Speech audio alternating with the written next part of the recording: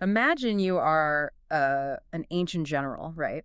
And you're facing this massive, heavily armed enemy force. Right. And this opponent is just relentlessly pursuing you across the terrain. Now, if you were trying to win, or, at least just survive the week, your first instinct would probably be to make your army look as large and intimidating as Oh, possible. absolutely. You'd want to project strength, Yeah, like beat your chest a little bit. exactly. But the strategy that actually annihilated this pursuing empire was to order your own men to cook less food every single night. Which just sounds completely insane to a rational mind. I mean, you were essentially pretending to bleed out. Yeah, pretending your soldiers are deserting in droves by intentionally reducing your campfires. It is this incredible psychological trap, and we are going to get into the exact mechanics of how it worked and why the brilliant mind who fell for it didn't even realize he was dead until he literally struck a match to read his own epitaph. Welcome to the deep It's dive. a fantastic story. It really is. For you listening, if you are someone who is constantly trying to navigate complex systems, whether that is managing a massive corporate project or, coordinating a community event, or just trying to untangle information overload in your daily life today is going to be an absolute goldmine. Oh, for sure. Because we are unpacking a single incredibly dense excerpt from a document titled o5energy.pdf. Which, I have to say, is a very unassuming title for what is actually a collection of Sun Tzu's ancient military strategies. It focuses heavily on energy and momentum, and it's compounded by just centuries of furious debate from various historical commentators, scholars, and translators. Right, there's a lot of arguing in the margins of this text. So much arguing. Yeah. But our goal here is not to prepare you for Bronze Age battlefield combat. We are extracting the underlying physics of momentum, leverage, and decision-making. I honestly found myself staring at this text for hours because it takes this terrifyingly massive concept like coordinating hundreds of thousands of moving parts, where failure means literal death, and it reduces the entire thing down to basic human psychology and spatial math. Okay, let's unpack this. I want to start right at the very beginning of the excerpt, where Sun Tzu makes a claim that almost feels like a typo. He says that controlling a massive force of 100,000 people is the exact same principle as controlling 5 people. It is merely a question of dividing up their numbers. The audacity of that statement is just brilliant, though, because he is immediately trying to cure the reader of scale-induced panic. Scale-induced panic. I like that. Well, I mean, there is a deeply ingrained human assumption that scale inherently breeds chaos. Right. We think that managing a team of 5 takes a normal manager, but managing an organization of 5,000 requires some mystical, superhuman level of genius. Yeah, like you need to be a completely different species of CEO to handle it. Exactly. But the historical commentators in the text jump on this immediately. A scholar named Tumu brings in this fascinating historical anecdote about a legendary general named Han Xin and his conversation with the first Han emperor to illustrate this exact point. Okay, I saw that interaction mentioned in the text, but honestly, the context was completely lost on me. What actually happened between the two of them? So the emperor's trying to figure out the limits of his own leadership, right? So he asks Han Xin, how large an army do you think I could lead? And Han Xin sizes up the emperor and gives him a very blunt answer. He says, not more than 100,000 men, Your Majesty. I mean, that feels like a massive number, though. Like, it sounds like a compliment. It seems like one, until the emperor turns the question around and asks, and you? And Han Xin simply replies, the more the better. Oh, wow. Okay. So the emperor has a hard cap, but the general has infinite capacity. Right. Is this just ancient middle management? Like, does Han Shen just have a better middle management tier under him? It is entirely about systems architecture versus individual charisma. The text clarifies this by stating that fighting with a large army under your command is no different from fighting with a small one. It is merely a question of instituting signs and signals. Signs and signals. Yeah. Han Hintz understands that he is not managing a million individual soldiers. He doesn't even know their names. He is managing a communication system. The emperor, on the other hand, is likely trying to hold the reins of his 100,000 men through sheer force of personality, charisma, or, individual authority. Which naturally degrades over distance. Precisely. Human charisma does not scale infinitely. You cannot inspire a soldier who is 3 miles away over a hill and cannot hear your voice. Yeah. But a system scales infinitely. That makes me think about, like, a computer operating system. Oh, that's a good comparison. Yeah, like if you try to hold just 10 different phone numbers in your conscious human brain at the same time, your brain panics. You start dropping numbers. Chaos ensues because human working memory is incredibly limited. Right, you get maybe 7 digits if you're lucky. Exactly. But your phone's operating system is managing millions of background processes simultaneously. It's updating applications, it's pinging satellites for GPS, regulating the battery temperature, and it does it without breaking a sweat. Doesn't even get warm. Right. And not because the phone is somehow trying harder than your brain, but because the code is partitioned perfectly. The background subdivisions handle the micro tasks, and the central processor just manages the signs and signals between those partitions. That perfectly mirrors Sun Tzu's logic. If you have the right regiments, the right companies, and the right signals communicating between them, a million moving parts behave with the exact same predictability as 5 moving parts. That is wild. It really reframes how you look at organization. Chaos is not a byproduct of the size of your project. Chaos is a byproduct of poor subdivision. Okay, but if subdivision is just the architecture, like the building of the machine, how do you actually drive it? Because having a perfectly organized spreadsheet of 100,000 soldiers doesn't actually win a conflict. Right, you can't just throw a spreadsheet at the enemy. Exactly. Whether we are talking about an ancient war or, launching a disruptive product in a highly competitive market today, you have to project that organized force against an opponent. Which logically requires a mechanism for action. And the text introduces the 2 fundamental gears of this machine. And these are the concepts of Cheng and CHI. Cheng and CHI. Okay. Yeah. And this section is explicitly noted in the document as one of the most interesting and debated parts of the entire treatise. Sun Tzu states that in all fighting, the direct method, which is Cheng, may be used for joining battle, but indirect method, CHI, will be needed in order to secure victory. Okay, I struggled with this part a bit when I was reading it. If I'm thinking about this like a boxing match, is Cheng just like a left jab and CHI is a right hook? Like just 2 different types of physical strikes? Not quite. And it's funny, you are actually falling into the exact same trap that several ancient Chinese scholars fell into when they were trying to interpret this. Oh, really? Well, at least I'm in good company. You are. It is not just about 2 different fists. The text provides this incredible timeline of commentators arguing for centuries over what these 2 words actually mean. For instance, there's a commentator named Li Chuan who takes a very literal geographic approach, much like your boxing analogy. Okay. He says facing the enemy head-on is chin, and making a lateral diversion, like hitting them from the side, is CHI. So frontal assault versus a flanking maneuver? I mean, that seems highly practical. Why is that even debated? Because it is way too narrow. Think about it. If an enemy knows you were going to flank them, the flank essentially becomes a frontal assault. They just turn around and face you. Oh, right. Yeah. A later commentator, Mei Yaochen, realizes this, and he elevates the concept entirely. He defines Chen and CHI not by geography, but by energy and intent. Energy and intent. How so? He argues that Chen is passive or expected, while CHI is active and dynamic. He suggests passivity means holding the line and occupying the enemy's attention, while activity is the unexpected strike that actually wins the victory. Okay, so that shifts it from a map to a mindset. Exactly. And then the Tang Emperor Taizong enters the historical debate and completely shatters the categories. What does he say? He realizes that Sheng and CHI are not static definitions at all. He states that they are entirely interchangeable based on the enemy's mind. Wait, really?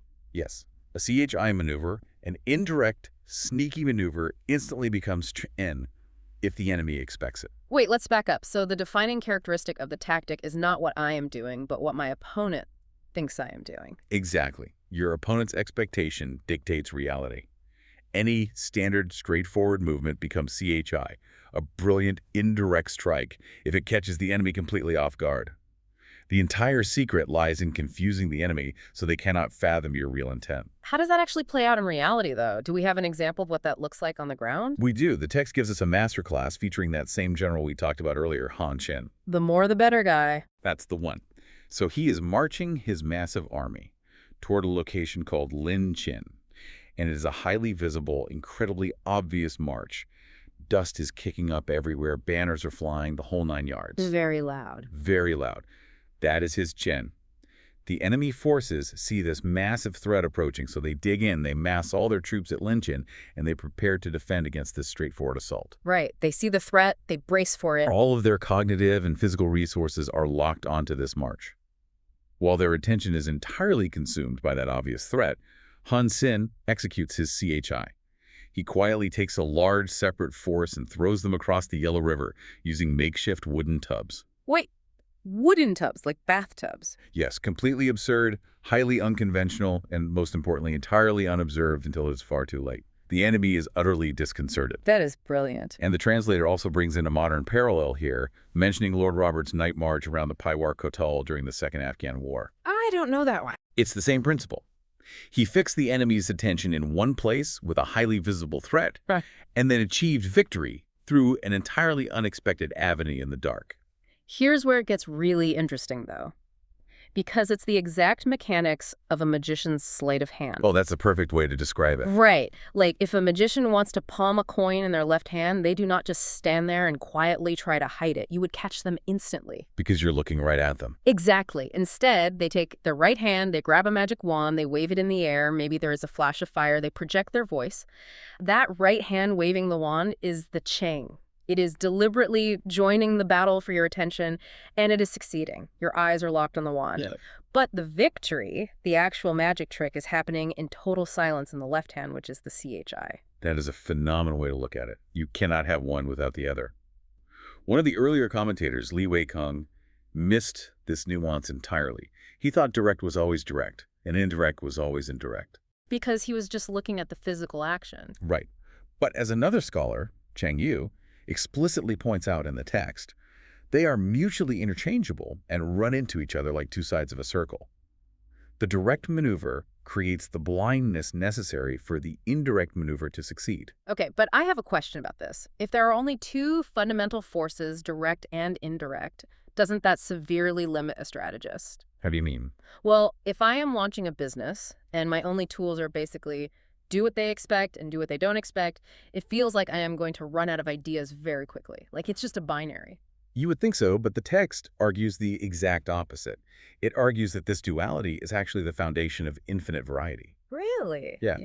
To explain this, Sun Tzu suddenly shifts the tone of the entire manual. Yeah. He stops talking about troop movements and swords, and he starts talking about poetry, music, and art. I noticed that. Why is a manual on brutal, life-or-death, ancient warfare suddenly talking about painting and cooking? It felt so out of place. It seems that way, but it's because he needs to explain the profound math of combinatorial explosion. Combinatorial explosion. Okay. The text states that there are not more than 5 musical notes in the traditional scale, yet the combinations of those 5 notes give rise to more melodies than can ever be heard. Oh, I see. Right. There are only 5 primary colors in their framework, yet they produce more hues than can ever be seen. 5 cardinal tastes: sour, acrid, salt, sweet, bitter, yield endless flavors. So he is completely shifting the paradigm from brute force to creative composition. Precisely. If you view a conflict or a market rivalry or even just a difficult negotiation as a test of sheer strength, your options are incredibly limited. You just push harder until you win or you break. Yeah, which is exhausting. But if you view it as a combinatorial system, then having only 2 fundamental methods, Che-Xiang and CHI, does not limit you at all. It frees you. A composer does not need someone to invent a brand new musical note to write a masterpiece. They just recombine the existing notes in novel ways. Think about what that means for you listening right now, in your own career or your industry. We are culturally obsessed with finding the next new thing. Oh, constantly. We want a revolutionary piece of software, the secret new management framework, the unheard of marketing hack. We are constantly searching for a 6th color or a 6th musical note. Which doesn't exist. Exactly. But the text is arguing that true mastery, the kind that builds legacies, lies in endlessly recombining the fundamental notes you already possess. Sun Tzu writes that the direct and the indirect lead on to each other in turn. It is like moving in a circle. You never come to an end. Who can exhaust the possibilities of their combination? I see the mathematical beauty in that. I really do. But here, having infinite theoretical combinations in your head is very different from deploying them in reality. That's fair. Because, like, a composer can write a beautiful symphony on paper, but if the orchestra plays it off-tempo, it sounds like garbage. How do you dictate the timing of these combinations? Well, that naturally bridges into the core physics of this entire philosophy. The definitions of energy and decision. Okay. And this is where the translation of ancient concepts becomes difficult, but incredibly revealing. The text defines energy by likening it to the bending of a crossbow. And it defines decision as the releasing of a trigger. The bending of the crossbow that implies that energy isn't about movement at all. It's about tension. Exactly. And the text explicitly notes that many translators failed to grasp the point of this simile. They translate energy as force or momentum, but a bent crossbow isn't moving. Right, it's totally static. It represents potential energy. It is Yeah. power that is meticulously stored up, mathematically calculated, and agonizingly maintained. The tension of a fully drawn ancient crossbow must be terrifying to be around. It's just sitting there, vibrating with the capacity for violence, but completely still. And keeping it still requires immense discipline. You can't let your hands slip. Then we get to decision. And the Chinese word used here is very tricky to translate. Why is it tricky? Because the ancient commentator, Tu Mu, provides a definition that completely changes how we think about decision-making. He defines the word for decision as the measurement or estimation of distance. Measurement of distance. That sounds like a spatial calculation, not a choice. Like, when I think of a decision, I think of choosing between option A and option B. Right, but in this context, the choice has already been made. The arrow is nocked, the crossbow is drawn. The decision is entirely about the exact millisecond of execution. Oh, wow. The text uses another profound analogy here. The quality of decision is like the well-timed swoop of a falcon. What makes the falcon a lethal predator is not just its speed, it is what the text calls self-restraint. Self-restraint. The falcon does not swoop the second it sees the prey. It holds back until the precise, mathematically perfect millisecond, calculating the distance, and then it strikes. Okay, to put flesh and bone on this idea of self-restraint, the translator brings in a historical example from outside the ancient Chinese context that is absolutely breathtaking. He talks about Lord Nelson's ship, the Victory, at the Battle of Trafalgar. Oh, it is the ultimate embodiment of the bent crossbow and the swooping falcon. Set the scene for us. For context, Nelson is leading the British fleet against a combined French and Spanish armada. It's a massive naval engagement. But the wind conditions that day were notoriously weak, right? Terrible wind. So Nelson's ship, the Victory, is leading the charge, but it is moving forward at an agonizingly slow, drifting pace. It is barely creeping toward the enemy line. And the enemy ships are not waiting. They open fire. For an extended period, Nelson's ship is exposed to an absolute storm of shot and shell. They're taking massive damage. It's getting hammered. Wood is splintering. Men are falling. Chaos is everywhere. In a modern context, if you are a leader taking fire, literal or metaphorical, the immediate screaming demand from everyone around you is, do something. Yes, return fire. Right. Let the men shoot back so they at least feel like they're fighting. But Nelson understands the measurement of distance. If he fires his cannons from too far away, they might cause some superficial damage, but the smoke will obscure his vision, the momentum will be lost, and the devastating impact of his broadside will be dissipated. So he holds the tension. He does not let a single gun fire. Not one. He drifts closer and closer, absorbing the damage, displaying superhuman self-restraint. He waits until the Victory is at absolute point-blank range, until the distance is practically zero, and then he releases the trigger. And the result is terrifying. He unleashes a broadside that causes fearful, catastrophic havoc on the enemy. It is a devastatingly effective strategy. Mm. But what stands out to you about Nelson's mindset in that moment? What stands out to me is that it is completely antithetical to how we operate today. We worship a bias toward action. You really do. Whether it's in corporate leadership, startup culture, or even just managing our own emails. If we feel tension, or if we feel like we are under fire, our instinct is to act immediately just to relieve the psychological pressure. Right. Doing something feels better than doing nothing. Exactly.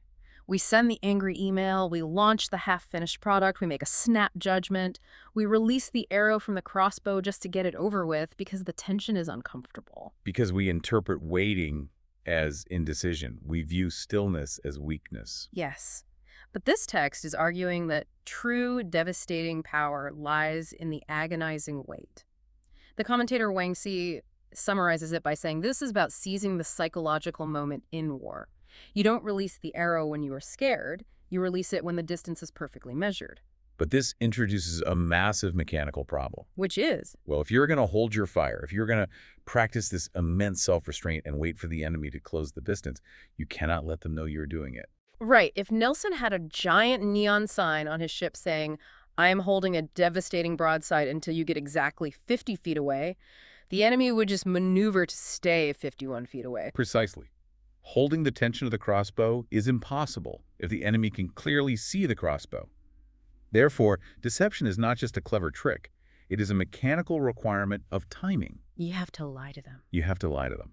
Which brings us directly to the lethal theater of feigned weakness, or what the text calls simulated disorder. Sun Tzu states that simulated disorder postulates perfect discipline. Simulated fear postulates courage.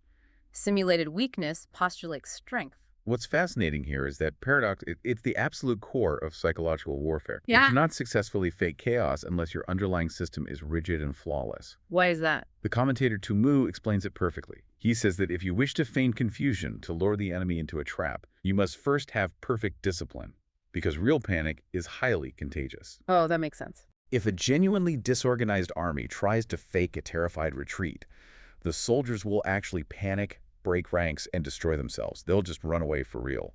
To pretend to run away in terror while actually marching in perfect synchronization to a specific coordinate to spring a trap that requires an army of immense courage and profound coordination. Okay, that sounds great in a controlled environment.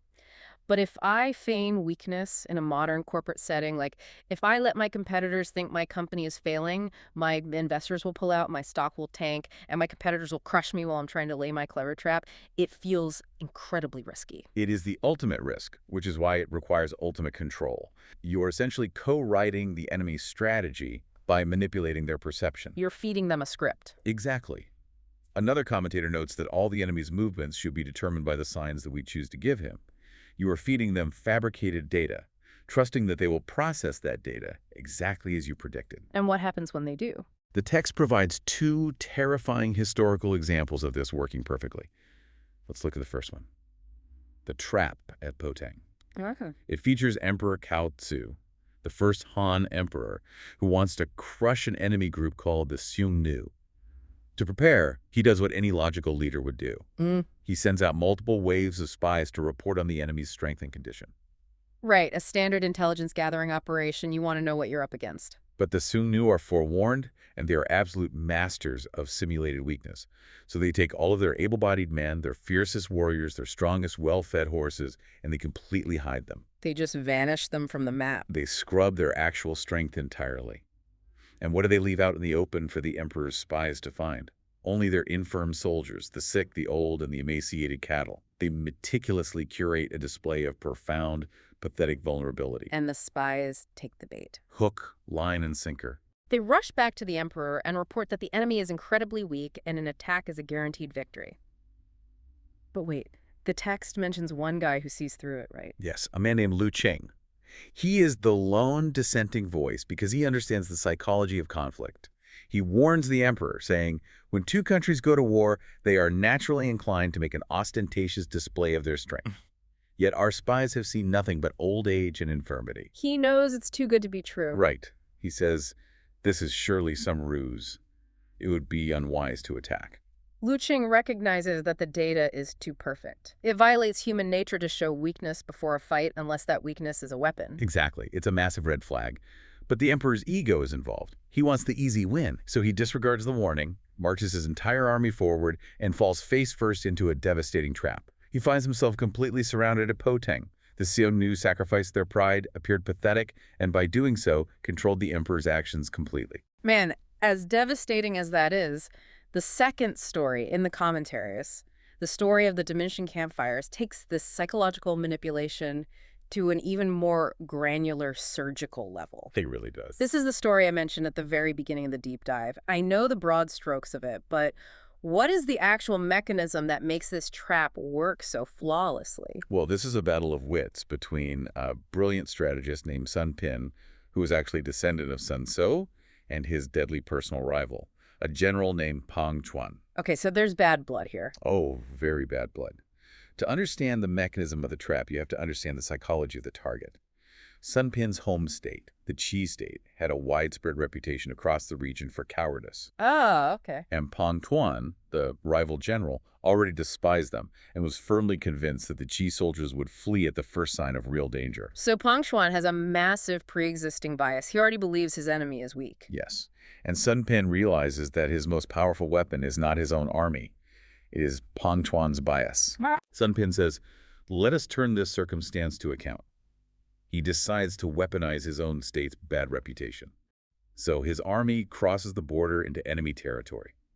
On the first night, he orders his men to light 100,000 campfires, a massive display of numbers. Which alerts Pang Chuan, who begins a hot pursuit with a heavily armed elite force. Exactly. Then on the second night, Sun Pin orders his men to light only 50,000 fires. Okay. On the third night, only 20,000. I mean, think about the sheer logistical annoyance of that for the soldiers. It is an incredibly elaborate, exhausting piece of theater. To force tens of thousands of men to intentionally alter their survival routines, just to paint a picture for an audience of one. But the audience of one completely buys it. Pan Chuan looks at these dwindling fires, and what happens to his brain? Confirmation bias takes over completely. Right. When a leader's existing prejudice is fed validating data, critical thinking just shuts down. Pan Chuan says to himself, I knew these men at Chi were cowards. Their numbers have already fallen away by more than half. They are deserting in the night. He doesn't think maybe they're sharing fires. He doesn't think maybe they're hiding in the dark. He thinks, I was right all along. Pang Chuan becomes intoxicated by his own assumed superiority. He drops his caution entirely, leaves his slower infantry behind, and rushes forward wildly with his elite cavalry to wipe out what he believes is a crumbling, terrified army. He's sprinting into the trap.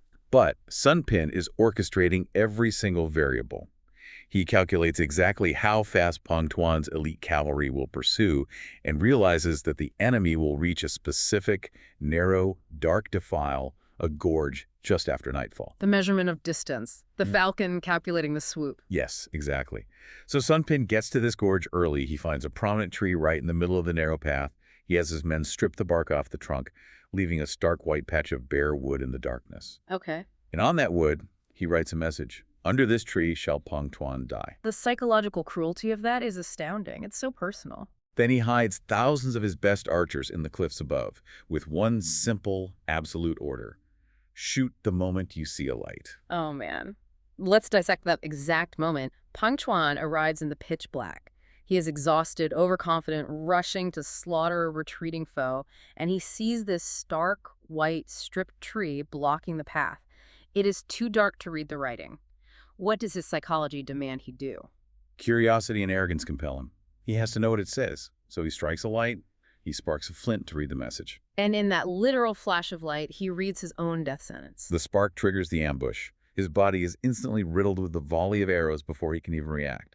His entire army is thrown into total confusion in the dark gorge, and they are completely routed.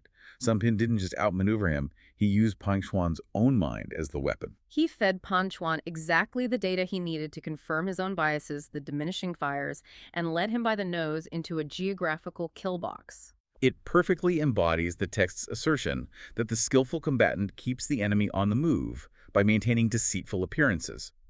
He sacrifices something in this case, the pride of appearing strong, the comfort of warm fires so that the enemy may snatch at it. But, creating these elaborate psychological traps, managing the timing, maintaining perfect discipline while faking chaos, doing all of this flawlessly requires a very specific philosophy of management. It really does. Because if you rely on individual heroes to pull this off, you will fail. Which leads us to the final and perhaps most profound section of the text.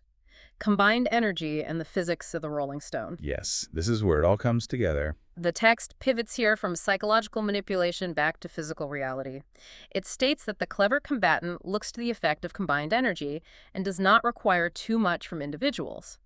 Hence, his ability to pick out the right men and utilize combined energy. I want to focus on that specific phrase for a second. Does not require too much from individuals. In a modern context, that feels almost offensive to our work ethic. Oh, totally. We are obsessed with the individual high performer. We want the 10x developer, the rockstar CEO, the superhuman athlete. We build systems expecting everyone on the team to perform flawlessly. But the commentator Tumu points out the massive flaw in that thinking. He says a true leader first considers the power of the army in the bulk. He looks at the macro system. Only afterwards does he take individual talent into account and use each man according to his capabilities. And crucially, Tumu says, he does not demand perfection from the untalented.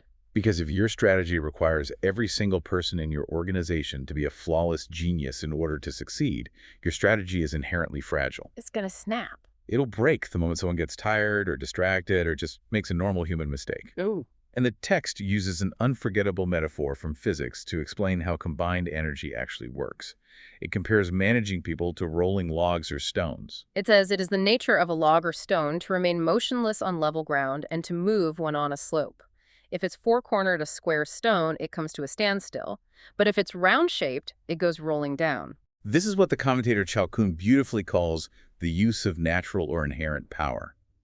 The genius of leadership, the mastery of energy, is not about finding a square stone, dragging it out to a completely flat plane, and then whipping it, yelling at it, and demanding that it roll. Right. That is exhausting, inefficient, and ultimately impossible. You are fighting the laws of physics.